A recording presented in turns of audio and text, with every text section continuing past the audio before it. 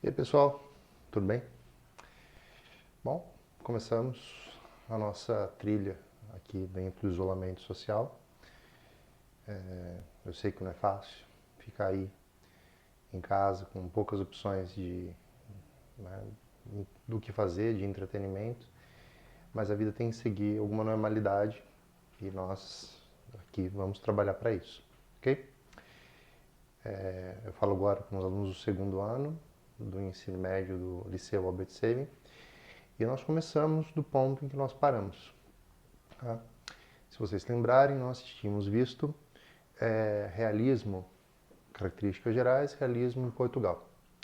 Eu vou relembrar muito rapidamente características gerais do realismo, para que nós possamos então entrar em realismo no Brasil e falar de Machado de Assis. Ok? A literatura realista surge na segunda metade do século XIX, surge na França, tá? Com duas vertentes. Então a gente está falando do realismo e naturalismo.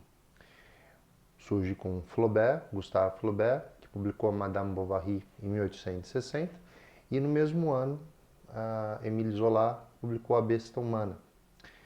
Obras que representam, né, duas vertentes que se distinguem, mas que têm muito em comum. Por isso nós as estudamos juntas sob essa rubrica de realismo-naturalismo. Okay? Temos duas características centrais que vão ser o alicerce do período literário. Temos a oposição à ingenuidade do pensamento romântico. Tá? Então, nós podemos enumerar diversas obras em que isso tem ênfase. Tá?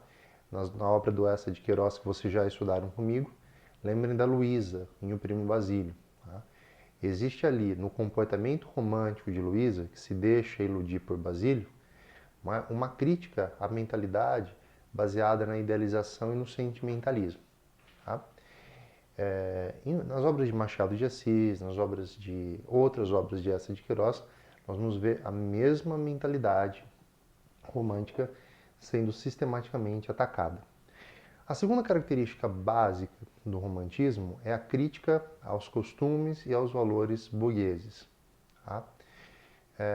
A primeira parte do século XIX foi marcada pelo romantismo, que com a sua idealização criou uma fachada que não correspondia à realidade da vida na burguesia. Tá? Ser burguês não era exatamente aquilo. Não eram os casamentos felizes, não eram as vidas perfeitas, não eram homens e mulheres perfeitos daquele modo.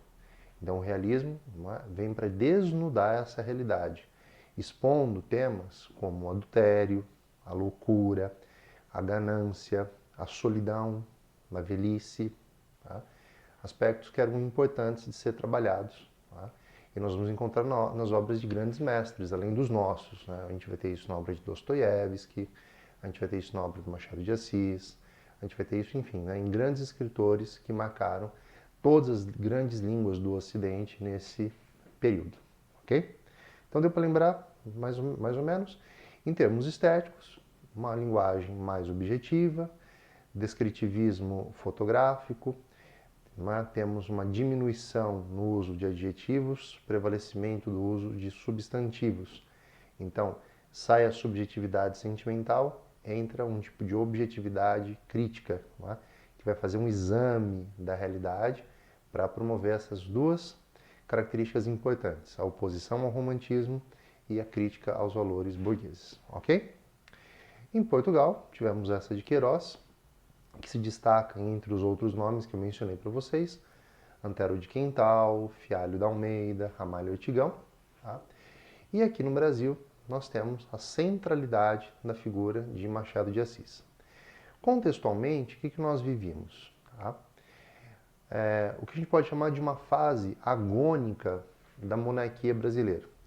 A primeira obra realista e a primeira obra naturalista publicadas no Brasil também são do mesmo ano. Memórias Póstumas de Brás Cubas, de Machado de Assis, representando a vertente realista, e O Mulato, de Aloysio Azevedo, representando a vertente naturalista. Em 1881, nós ainda estamos 8 anos antes da proclamação da República, mas já há um claro movimento de partidos liberais de viés mais republicano, não é? Que vão se afirmando no cenário político e vão ganhando força.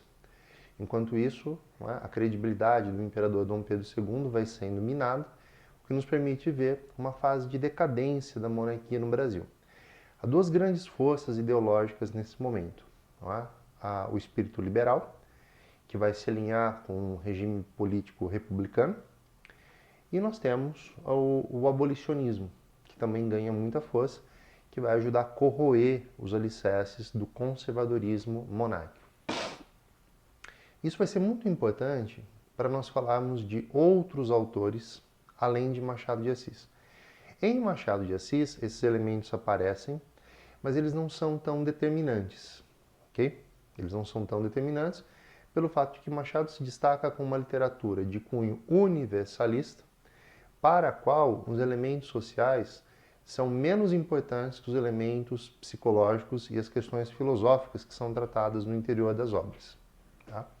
Então, ao analisarmos as obras machadianas, nós vamos encontrar traços e elementos que são pertinentes, né, de comparação com um período, com um contexto. Mas é uma obra de pouco cunho social quando comparada, por exemplo, à obra de Eça de Queiroz. Ao falarmos de outros autores, como Raul Pompeia, com o Ateneu, que inclusive esse ano, não é, cai na lista está na lista da Unicamp, cai na prova da Unicamp, ali nós percebemos que a relação com o contexto sociopolítico, econômico é muito mais intensa. Tá? Bom, então eu destacaria nessa fase a decadência da monarquia, o avanço, né, do pensamento pró-abolicionismo, pró-liberalismo, né, antimonárquico em alguns momentos, tá? Aqueles momentos que são convenientes, porque nós sabemos muito bem que as mesmas oligarquias que tinham poder antes da proclamação da República se realinham para continuar tendo poder, não é, no início da República Velha, a República que vai começar em 1889 com a proclamação. Tá? Então nós temos essas duas datas importantes que vão acontecer, posteriormente à publicação das primeiras obras, mas é importante entender que quando as primeiras obras são publicadas, o espírito desse momento, abolição e república, já existem no Brasil. E há uma forte visão ou percepção da decadência da monarquia. Então, tendo isso em mente, vamos começar a pensar em Machado de Assis. Machado é o nosso autor mais importante. Tá? A crítica literária pode ter algum tipo de oscilação e dúvida entre quem é o maior escritor da língua portuguesa no Brasil, se é Machado de Assis ou Guimarães Rosa.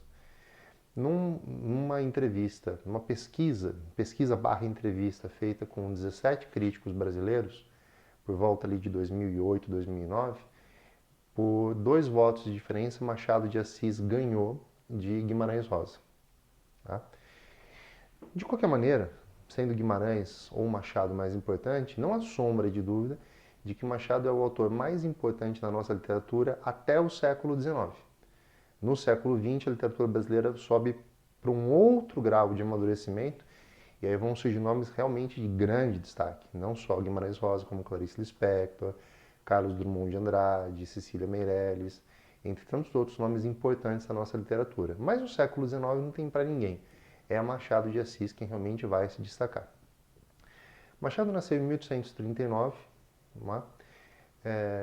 uma região periférica do Rio de Janeiro, filho de um homem negro, pintor de paredes, e uma portuguesa, que era lavadeira. Essa configuração é interessante, porque havia muitos homens brancos que se amaziavam, ou mesmo se casavam, com mulheres negras e produziam descendentes, tá, que foram intelectuais brasileiros. Mas um homem negro com uma mulher branca era algo um pouco comum. Machado de Assis nasceu sob todas as circunstâncias, com muitas dificuldades. A vida nunca foi fácil para ele. Nascido na zona periférica, saúde frágil, uma criança que vai desenvolver epilepsia, num tempo em que não sabia muito bem o que era isso. Foi gago, a vida toda, em alguns momentos mais, outros menos. O que chega a ser uma ironia que a grande voz da literatura brasileira seja um homem gago. Mas ironia é o que não falta na obra machadiana. Tá? Machado era um autodidata.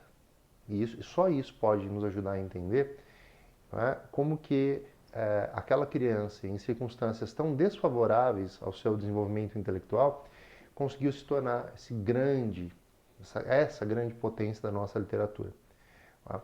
Machado contou com algum tipo de ajuda, né? Por exemplo, ele entregava doces para uma confeitaria e a confeiteira lhe ensinou francês, ou pelo menos o básico, para que depois, de forma autodidata, ele aprendesse o restante. E assim, só metade que Machado vai conseguir frequentar os bancos escolares e mesmo assim sem oportunidade de ir além do que equivale hoje ao fim do ensino básico, o ensino médio. Porque então ele precisa começar a trabalhar, se torna funcionário público e vai aos poucos ingressando na carreira literária, no meio literário. Ele teve a sorte de ter como chefe num dos ministérios em que trabalhou Manuel Antônio de Almeida, autor de Memórias de um Sargento de Milícias, que tinha bom trânsito no meio intelectual, intelectual literário, e assim Machado foi se apresentando à literatura brasileira com todo o seu talento, toda a sua potencialidade. É importante observar que Machado ingressa na literatura como um autor romântico. Já se sente nessa fase romântica dele uma vibração diferente da de autores românticos convencionais, como era o caso de José de Alencar, como era o caso... Nossa, agora me fugiu o nome. Né? Bernardo Guimarães, de A Escrava Isaura. Tá? Sente uma vibração diferente, um estilo mais conciso de escrita, menos adjetivação. Isso pode ser observado em Helena, A Mão e a Luva, Ressurreição e aí a Garcia, que é a fase romântica de Machado de Assis e que, claro, para a nossa cultura é importantíssima, mas enquanto para o estudo do realismo fica em segundo plano. Tá? Em 1877, alguns anos antes de publicar Memórias Póstumas de Brás Cubas, Machado, como crítico literário, teve a incumbência de ler o Primo Basílio, o que foi para ele muito revelador, porque ele percebeu no estilo de escrita de Eça de Queiroz um processo de criação via intertextualidade que ele não havia sacado ainda ou não havia percebido que podia levar tão longe. Afinal, vocês viram comigo que o Primo Basílio é uma versão lusitana, uma versão adaptada à realidade portuguesa de Madame Bovary de Gustave Flaubert.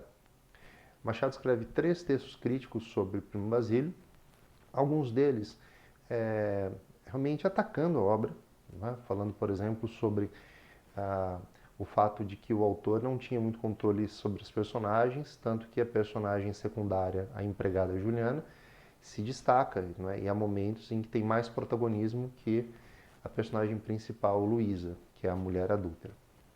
Bom, o fato é que Machado se reclusa, ele se fecha numa espécie de licença saúde e vai rascunhar aquilo que será o primeiro romance realista da nossa literatura, que é Memórias Póstumas de Brás Cubas, para muitos o livro mais importante de Machado de Assis. Ok? Então, paramos por aqui. Na segunda parte da aula eu vou falar sobre as características da escrita machadiana. É um autor para o qual nós temos que olhar com uma atenção redobrada. E vamos falar de algumas obras dele. Ok? Então é isso, pessoal. Um abraço a todos.